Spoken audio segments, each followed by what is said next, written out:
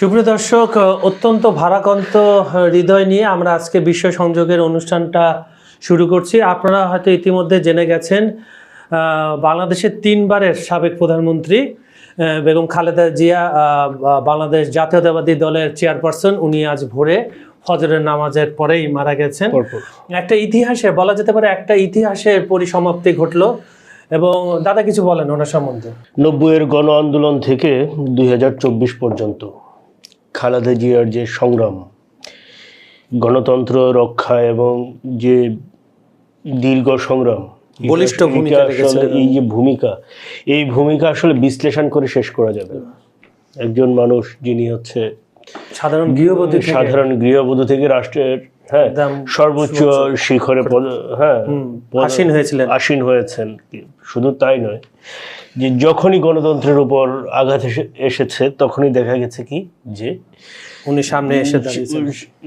সামনে ঢাল হিসেবে দাঁড়িয়েছেন খালেদা জিয়া। এবং যেটা হচ্ছে যে সেই গণতন্ত্রকামী যে মানুষের যে কণ্ঠ, সেই কণ্ঠকেই তিনি বারবার ধারণ করেছেন এবং সেই সংকট থেকে জাতিকে উত্তরণ করেছেন। এই যে এখন আমাদের যে দেশের বর্তমান যে পরিস্থিতি, এই পরিস্থিতিতে উনার যে চলে যাওয়া কিন্তু আসলেই আমাদের জন্য খুবই খারাপ। দেশ একজন মুরব্বী হারালেন, আমরা বলতে পারি আমাদের অভিভাবক শূন্য হলাম, এবং এই ক্ষতি পূরণ করা সম্ভব নয়। ওনার নামাজে জানাজা আগামীকাল মানিক মিয়া এভিনিউতে বাদ জোহর অনুষ্ঠিত হবে। এবং কথা রয়েছে যে ওনার স্বামী সাবেক প্রেসিডেন্ট শহীদ জিয়াউর রহমানের কবরের পাশে ওনাকে দাফন করা হবে। তো আজকে মূল অনুষ্ঠানে চলে যায়। আপনাদের সঙ্গে রয়েছে আমি কাজল হায়দার, আর আমার সঙ্গে রয়েছেন সিনিয়র সাংবাদিক বিশ্বজিৎ দত্ত ভৌমিক।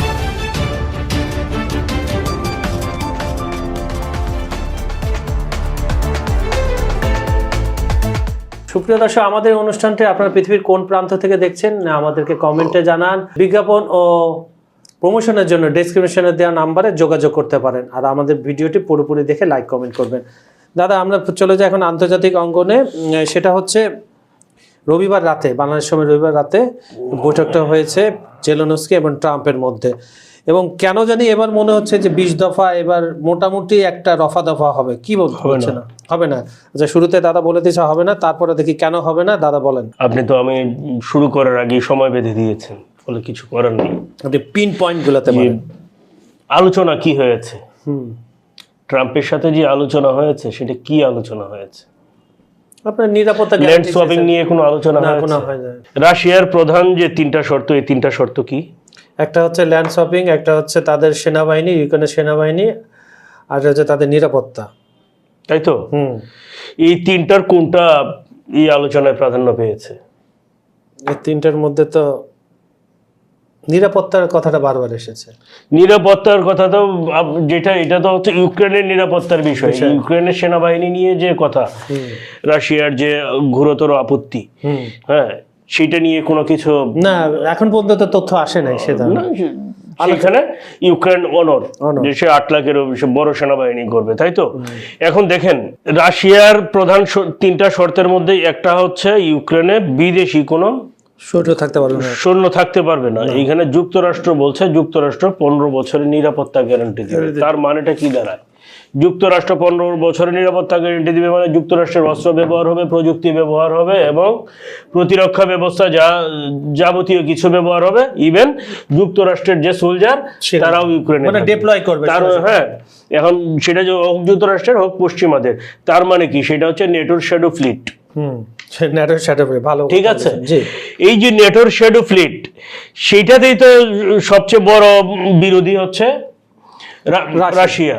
কারণ হচ্ছে কি, এইখানে পশ্চিমা সৈন্য থাকা মানে হচ্ছে রাশিয়াকে চারদিকে ব্লক করে ফেলা, রাশিয়া নিরাপত্তা হুমকির মুখে ফেলা। ঠিক আছে, এইটাই তো রাশিয়া, এই যে কারণে ইউক্রেন যুদ্ধ, সেটাই যদি ঘুরে ফিরে হইলো তাহলে তো আর কিছু থাকলো না। নাম্বার 1। নাম্বার 2, যে জেলেনস্কির একটা কূটকৌশল আছে এখানে, যে দনবাস অঞ্চল, দনবাস অঞ্চল হচ্ছে রাশিয়ার হাতে তুলে দিতে হবে, তাই তো? এটা তো পুতিন ছাড় দিবে না বলছে। পুতিন কি বলছে? পুতিন তো বলছে দনবাস তাদের সোজা কথা। না, ডনবাস নিয়ে পুতিন কোনো আলোচনার দরকার নাই তো তার, এখানে একদম সোজা বলছে যে এইখানে বিন্দু মাত্র ছাড় দিবে না। মানে এখন আমি আপনাকে বলি, আর ইউক্রেন কি বলছে? ওইখানে বলছে 1 ইঞ্চি ভূমিও তারা ছাড়বে না। না, আরে তুই ছাড়বে কি? থাকলে তো ছাড়বি। যে জমিতে তোর মালিকানা নাই ওটা তোর থাকলে কি আর না থাকলে কি? সেটাই আমি আগের পর্বে বলছিলাম যে 8 লাখ সেনাবাহিনী ইউক্রেনের, 8 লাখ সেনাবাহিনী যে ইউক্রেন করবে, এই সেনাবাহিনীর খাওয়ান দিবে কোথা থেকে? পালবে যে নিজেদের বেতন দিবে কোথা থেকে? তার মানে এখানে হচ্ছে কি পশ্চিমা সহায়তা ইউক্রেন সেনাবাহিনী বড় করবে এবং এই সেনাবাহিনী পশ্চিমাদের এজেন্ডা বাস্তবায়নের জন্য রাশিয়ার বিপক্ষে ব্যবহার করবে। এটা কখনোই মস্কো হতে দিবে না, তাই তো? তাহলে এই যে 3টা জিনিস, এই 3টা জিনিসের মধ্যে কোনটা থাকলো তাহলে? তাহলে শান্তি চুক্তি আপনি যে বললেন হয়ে যাবে, কিভাবে হবে? এখানে কি আপনি কোনো ট্রাম্প আর পুতিনের ডিল দেখছেন? আপনার কি মনে হয় যে মিনস্ক চুক্তি 2014 সনে যে হয়েছিল, সেই মিনস্ক চুক্তির আদলে এখানে চুক্তি হবে? নো, না না, এটা তো ইউক্রেন কি চায়? ইউক্রেন যুক্তরাষ্ট্রের প্রত্যক্ষ নিরাপত্তা দায়বদ্ধতা চায়, তাই তো? তারপরে কি চায়? ইউরোপের রাজনৈতিক ও সামরিক গ্যারান্টি, হ্যাঁ, 4 দেশ গেল। তারপরে হচ্ছে কি রাশিয়ার উপর বহুমাত্রিক চাপ। রাশিয়ার উপর যে বহুমাত্রিক চাপ প্রয়োগ করবে, রাশিয়াকে যেসব সম্ভাব্য চাপ দেওয়ার, সেই সব চাপ দেওয়া পশ্চিমাদের শেষ। এখন ওই যে রাশিয়াকে চাপ দেওয়া বা ওই যে নিষেধাজ্ঞা দেওয়া, এর ফর্মুলা কাজ করে না, এইসব ফর্মুলা কাজ করে না। মানে হচ্ছে কি, ওই যে ধরেন কোন রোগীকে যদি আপনি অ্যান্টিবায়োটিক দিতে থাকেন, এক পর্যায়ে অ্যান্টিবায়োটিক রেজিস্ট্যান্স হয়ে যায়, কাজ করে, তখন আর কোনো অ্যান্টিবায়োটিক কাজ করে না। তো ওই সব অ্যান্টিবায়োটিক শেষ। হ্যাঁ, এখন হচ্ছে কি রাশিয়া নিজেই অ্যান্টিবায়োটিক প্রতিরোধী হয়ে গেছে। ফলে যেটা হচ্ছে কি, ওই ইউক্রেনের এইসবে এই 15-20 বছরের নিশ্চয়তা, 50 বছরের নিশ্চয়তা কোনো কাজ হবে না। ইউক্রেন যুদ্ধের মাঠ কি বলে যে ডনবাস অঞ্চলের 90% উপরে রাশিয়ার নিয়ন্ত্রণে, আর বাকি আছে কত? 10%। 10% বড় শহর বাকি আছে দুইটা, আর বাকি সব রাশিয়ার পেটে। এখন দেখেন এইগুলাও দখল নিবে। সুমি অঞ্চলের কৌশলগত এলাকা দখলে নিচ্ছে। কিন্তু একটা জিনিস আপনি খেয়াল করেন যে রাশিয়ার দখলে, যে রাশিয়া যতটুকু বলছে এর বাইরে কিন্তু রাশিয়া যাচ্ছে না। হ্যাঁ, ডনবাসের পরে চাইলে রাশিয়া খারকিভে বড় হামলা চালাইতে পারতো, তা কিন্তু রাশিয়া করে নাই, এখন পর্যন্ত করেনি। ঠিক আছে, রাশিয়া কিন্তু ডনবাসে আছে। ডনবাসকে প্রোটেক্ট করার জন্য খারকিভের যতটুকু অংশ তাদের বাফার জোন করার জন্য যতটুকু দরকার ততটুকু তারা করছে। এটা হচ্ছে একটা বিষয়। তারপরে কি জাপোরজিয়া, আসেন যে জাপোরজিয়া বিদ্যুৎ কেন্দ্র নিয়ে রাশিয়া কোনো ছাড় দিবে না। ইউক্রেন কি চায়? ইউক্রেনও কোনো ছাড় দিবে না।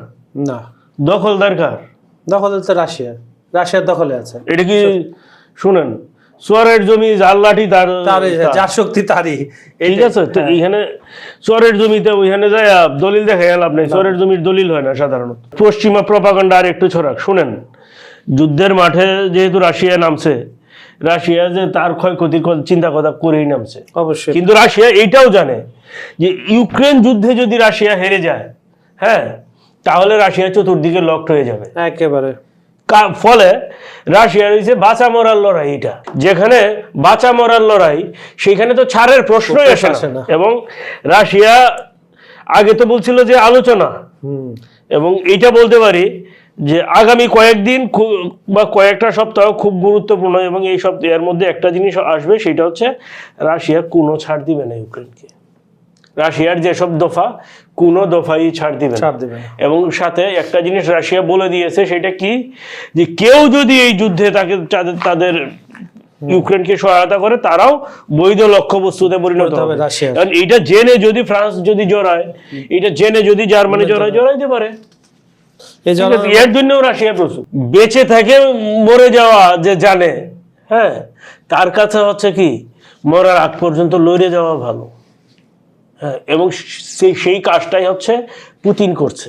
যেমন ধরেন, এই যে সর্বশেষ গতকালে কি করেছে ইউক্রেন হচ্ছে পুতিনের বাসভবনে হামলা, অস্বীকার করেছে, জেলেনস্কি অস্বীকার করছে। তাহলে এটা ভূত পাঠাইছে, জেলেনস্কির ভূত গিয়ে হামলা করে আসছে। বিষয়টা কি এরকম? অস্বীকার করার সুযোগ নাই।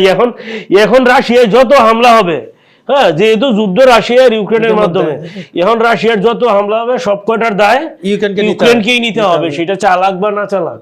যে আর কয়েক মাস হয়তো চালাইতে পারবে ইউক্রেন, যুদ্ধ চালাইতে পারবে ইউক্রেন। এখন দেখেন এর জন্যই হচ্ছে এখন যেটা নেটোর এখন প্রতিশ্রুতি দেওয়ার মতো পরিস্থিতি নাই। নেটো নিজেই তো দুর্বল, যেটা চাচ্ছিল পুতিন সেটাই হয়েছে।